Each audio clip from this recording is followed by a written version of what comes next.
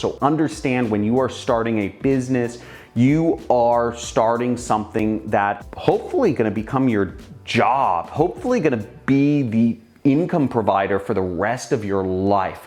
So you need to take it seriously, and $3,600 is a reasonable, cheap sum of money to start a real business that can earn you millions. The costs in terms of time are also steep when starting a business, but so are the costs of time when you're starting a relationship, or if you're starting a new workout routine. You need to invest your time to get fit or to get in a happy relationship. Same thing with businesses. I recommend 120 hours of trial and error practicing doing affiliate marketing, meaning spending those ad dollars, joining affiliate networks, going through trainings, 120 hours actually doing the affiliate marketing, ads, writing ads, researching ads, data analysis, looking at offers, talking to your affiliate managers.